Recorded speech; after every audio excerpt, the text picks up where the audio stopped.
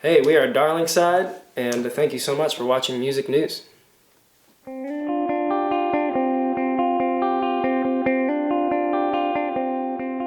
Darlingside, it's great to see you. Feeling good today? Yeah, absolutely. You played a sold-out show at London's Courthouse Theatre last night. How did it go? It was fantastic. Really fun. We love playing here. Yeah, good crowd. Yeah, the sold out crowd was really great, and it was also a cool part of town too. So it was fun to wander around a little bit before the show. Yeah, definitely. And you always huddle around the mic on stage. Is that sort of a new thing? Was it taken? Has it just sort of happened that way? We started out as a rock band, and we had a drummer and everything, and all had separate microphones. And then about 5 years ago, I'd say, we started using the single mic, and that was when we started playing without drums and with less amplification. And it was just a way of translating what we do in rehearsal into a show format. Yeah. And the new single, Hold Your Head Up, can you tell us a little bit about that? That's a song that has been, so first it was co-written with a great friend of ours, Caitlin Canty, who we actually went to university with. And we have been working on that song for at least 6 years. It's existed as a melody and chord structure that Harris was working on for a while. And then we took a few stabs at it lyrically, and it wasn't quite coming together, so we put it on the shelf, and then a couple years later we took it back off and played around with it again and didn't quite get at it again. And so that's something we do with a lot of our songs, is if they're not quite right, we never fully say that a song is done. We just put it on the shelf and come back to it. So that song I think means different things to each of us, and has, because we've worked on it for so long, it's been something that that chorus and that idea of holding your head up, whether in a time of loss or through some struggle that you're going through, because we've been working on it for so long, it kind of has, for me, it conjures various things that happened while we were working on it. So, for example, one day that we were working on lyrics was the day after Robin Williams passed, and so that particular moment was very sad for a few of us, and so that's one of the moments that it calls to mind for me. But these days it brings to mind a lot of other struggles that are going on in the world, and so it's a song about holding your head up, and it tells the story with a father-son relationship, but also I think we wanted to leave it a little bit open to just meaning persevere through whatever you're going through. Yeah, fantastic. It's the first single from the new album, Extralife, out in February. What does the title refer to? The title is actually the first song on the record is also called Extralife, and it's a tagline in that song, and the meaning of it is a little bit open-ended for us, but it does somewhat reference the video game idea of getting an extra life, or what could be called a one-up, when you get another chance to come back and continue after you die. And so that's one of the meanings of it. And then we liked the way that contextualized a lot of the songs on the record and chose it as the title for the album. Yeah, I mean, there's a lot. If there is a central message, there's a lot of messages in there. But if there is a central message to the album, how would you summarise it? Oh, I was sure you were angling towards you were going to tell us what it meant, and I was very excited about that, Marco. I would never do that. I think I would say our previous record, Birds Say, was looked backwards at often at childhood and had a very nostalgic, somewhat escapist approach to sometimes. When you're looking for happiness, that's one way to go, is to look back and to remember your childhood or whatever fond memories you have, and that was the theme of the previous record.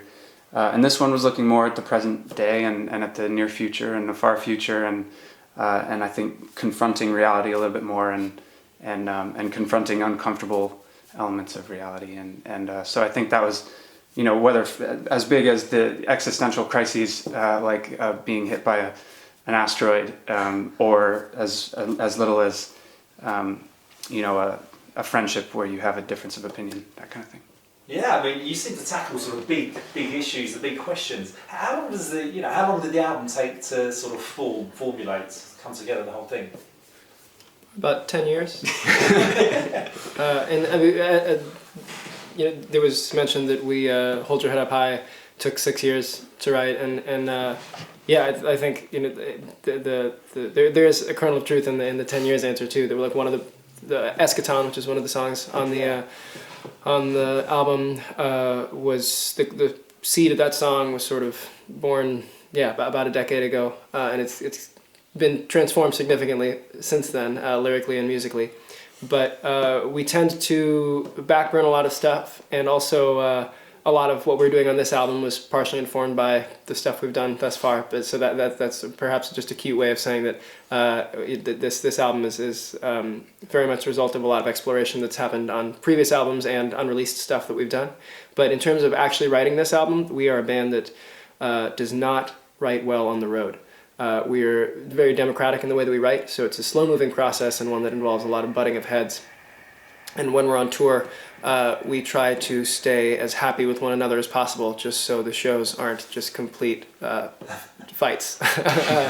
And so it's like sort of all of us being in a comfortable place at home or in a safe space where we can all retire to our own places is a pretty important thing. And it's just that's what we found has been most conducive to our writing. So we started writing. We had to just like stake time to off the road to first come up with ideas, and then to start working on arrangements, which then bled into the actual recording time. And we were doing it with some of the lyric sets were finished just minutes before they were actually sung. But it was 2015 into 2016, so like late 20, like we were probably starting the process formally in fall of 2015, and then the album was wrapped by when in 2017, like fall 2017. Fall 2017. Yeah, like September, end of September was when we were finishing it. Yeah, so slow. Yeah, a couple of years there. Your musical style, as you're saying, has changed, evolved over the years. How would you sum up where you are now? Your definition of Darlingside. Wow, that's a lot. We tend to do the lowest common denominator, which is which actually doesn't apply anymore. That was folk, and now or Americana, which is probably a little maybe both narrower and broader depending on who you're speaking with. It's definitely the sounds that we're using. We're experimenting with more overt pedal effects and effects processing, and even some very early electronic sounds, sine waves and square waves, and kind of those R2D2 types of or Nintendo-y, very simple electronic arpeggiations and things like that. But it's been fun to take the folk sounds of Birdsay and, like Auyon is saying, drawing on the past and a lot of the music that we had been writing that was more acoustic oriented, and then kind of smashing that together with some more effects processing.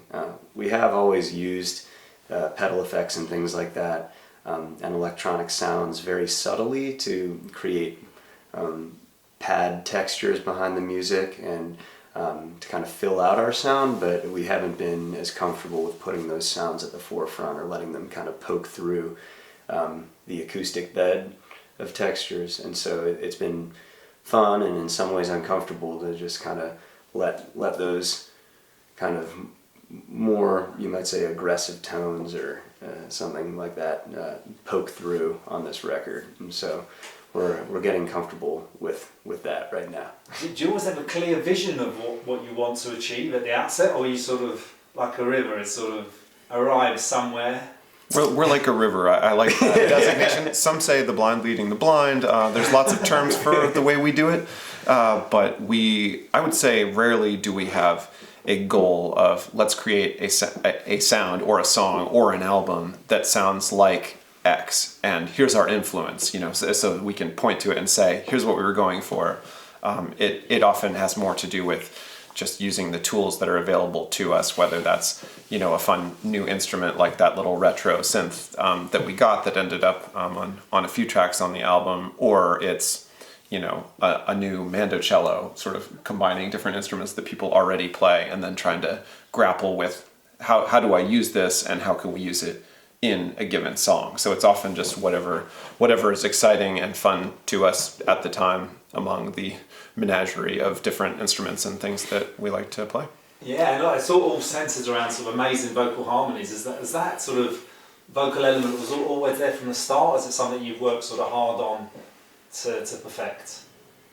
It was always there. I think when we were in the rock band format, that the drum element, or the full drum kit element, made it a lot harder for us to execute those harmonies, and so I think we sometimes shied away from them a little bit more in the arrangements because it was so hard to pull off when each of us are on our own microphone and our own station and we're hearing our voices back through a speaker. And when the band ended up changing format to not include drums, we just realized that being on stage in front of one microphone allowed us to do what we do when we're sitting around coming up with ideas in the room, you know, in one of our living rooms, where we can just sing and hear each other and be blending our voices before they hit the microphone, and that I think let us lean into the harmony element much more so, and we've started to basically every song is, you know, has 4 people singing through most of the songs. So yeah, no, and it's very effective. How did the band get together, and how did you end up with the name Darlingside? We were buddies at school. We went to school in Northwest Massachusetts together for university, and we sang in a singing group there as well. And there were a lot more people in that singing group, and so we didn't have to be exactly on point with our parts. So, but we also did some songwriting there and played together on campus, and then moved into a house after school in Northampton, Massachusetts, which is on the Connecticut River in Western Mass, and that's where we started to really pursue this songwriting and playing live performance together. And you still based there? We are now based out of Boston, so we've continuously incrementally moved east, and there's not much further east to go unless we move to England. Yeah. But yeah, and then the band name, we had been pulling on this quote by Sir Arthur Quiller Couch, the literary critic, who said that artists or writers need to murder their darlings or kill their darlings, and so Darlingside evolved out of that sort of quote as far as the creative process is concerned. Excellent. You're back over to the US now shortly for a tour in March there, and then back over here in May. You mentioned a couple of festivals possibly. What's on the horizon so far that you can let us know about? Well, we are coming back in May to do our first show in Ireland at the Kilkenny Roots Festival. And then in August, we're coming over for a double header. I think within 24 hours, we'll play the Belladrum Tartan Heart Festival. I hope I got that right. I tend to mix up which syllable goes where in that one. And then we will be driving all night to get to the Cambridge Folk Festival and be there the next day. So that's going to be a really fun weekend. Definitely. And heroes in music, you know, who do you look up to? Who inspired you to get into this musical arc? You will get 4 very different answers depending on which of us you ask. I got really excited about storytelling in songwriting. I spent 4 months in Ireland studying mandolin, and was listening to a lot of the Dubliners and the Clancy brothers, and just so like old Irish folk was I wouldn't say it's a major influence in terms of the way that I write or try to write with the group, but was very much an inspiration in terms of I found myself very affected by some of those lyrics and some of those songs, which was the first time I'd had that kind of relationship with music, and so that for me was certainly a big influence. Excellent. What about yourself? I think back to music I grew up with, that, you know, the first memories on car trips when we were headed out to go skiing or something, and, you know, traveling Wilburys and sort of early Beatles, I Want to Hold Your Hand stuff, and definitely James Taylor and Cat Stevens and some of those songwriters.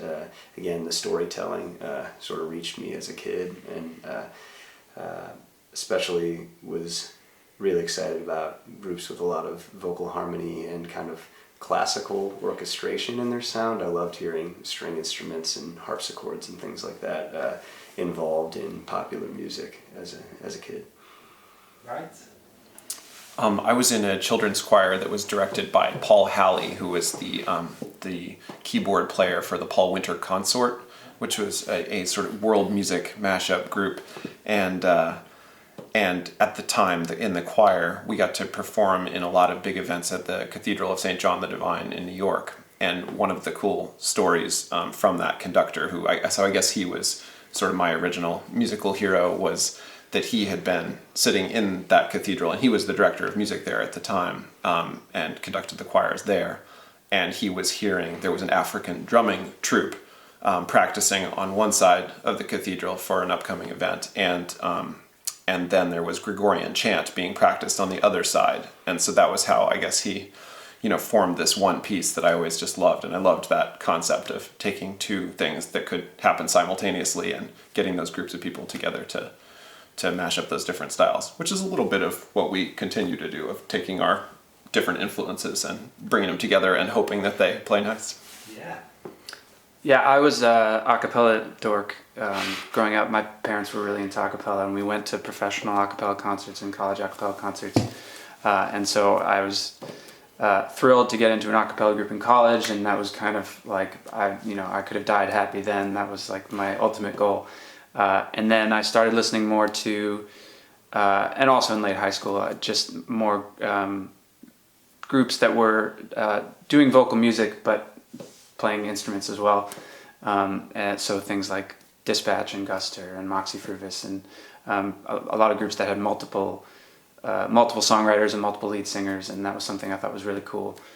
And so again, that is very much what I think we try to do, is to blend vocal music with rock music and folk music and the various other genres and classical and that kind of thing, and to bring different voices to songwriting, and because I think there's something really awesome that happens when it's not just one person's vision, which can be amazing, but I think we find that we balance each other out really well as songwriters, and that the whole is greater than the sum of the parts. Yeah, I mean, you're saying that the songwriting and the touring is very sort of separate, divided. What would you prefer, sort of in the studio or on tour? Which existence we prefer more? Yeah. Oh, that again, it's like it changes for each person, definitely, but even beyond that, just we are, I think, a democratic outfit, and everything is on paper we describe it as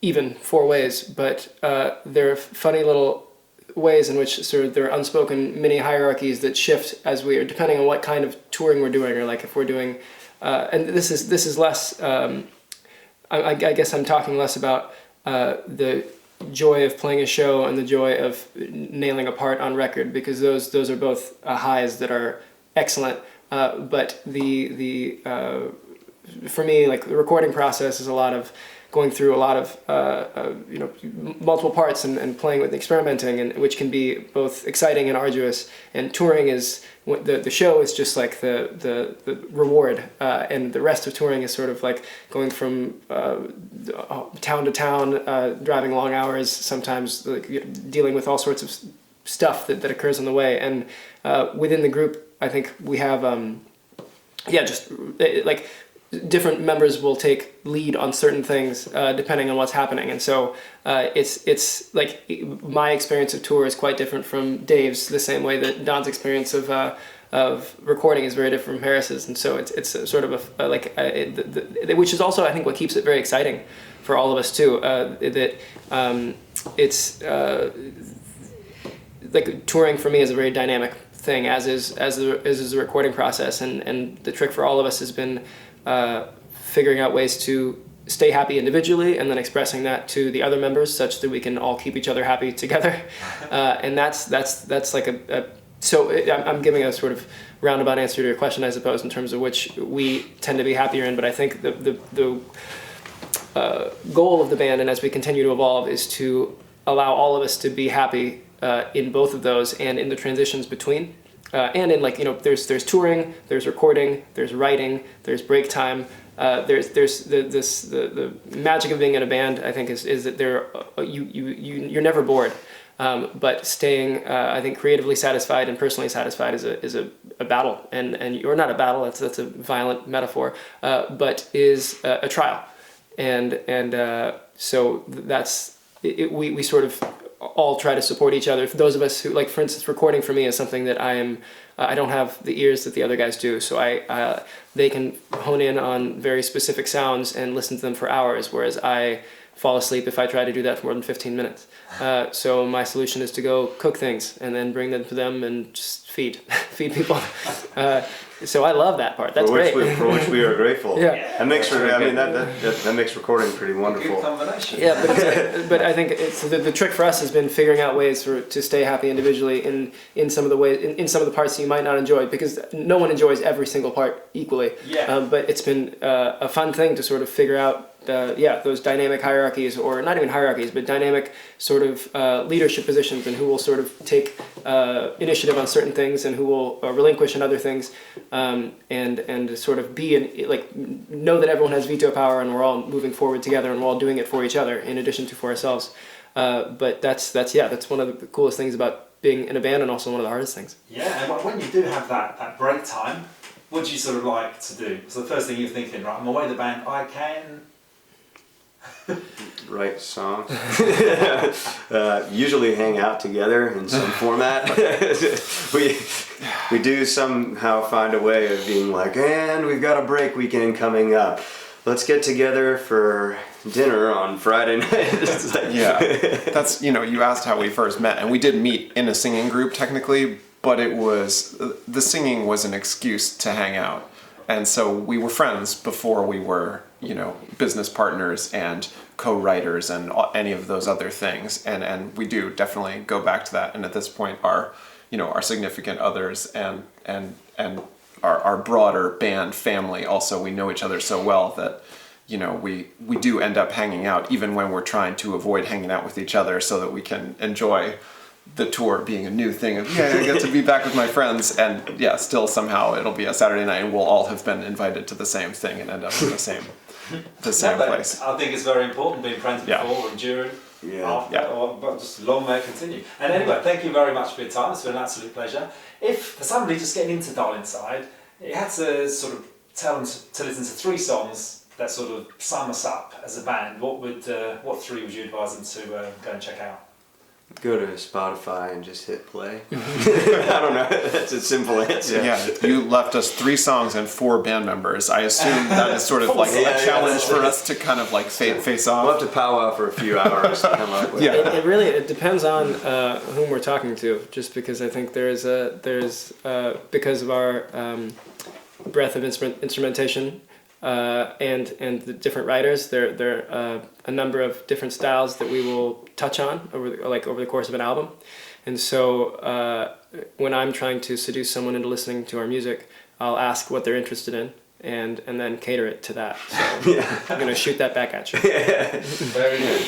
But for somebody blind to Darlingside. So if we don't know the demographic we're trying to hit or anything about the person, just like you're saying, you have a friend and we don't know what age they are, what they listen to, anything about them. MusicNews viewers can be from all types of, all over the world, all different types of ages, but just love good music. All right. What three to start the journey on Darlingside? I will throw out the song White Horses, which also has a great animated music video that a friend of ours did.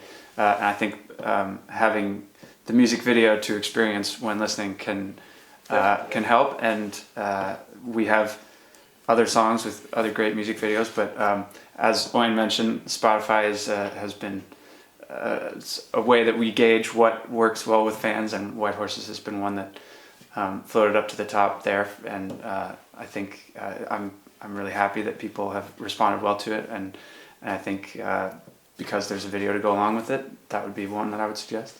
All right. Well, I will chime in then with "Hold Your Head Up High" because it's the newest, and so I'm the most excited about it, which is usually how that works. Yeah.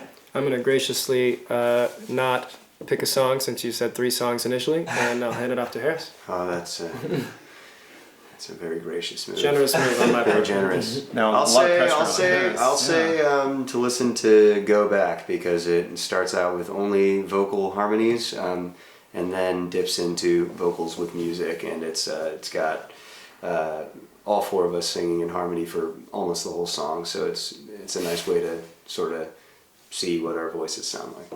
Excellent. Well, thank you very much for your time. It's been a pleasure. Anything else to say to Music News viewers out there? Hi. Hi. Thanks for watching. hanging out. Yeah. Well, thank you very much. Thank you.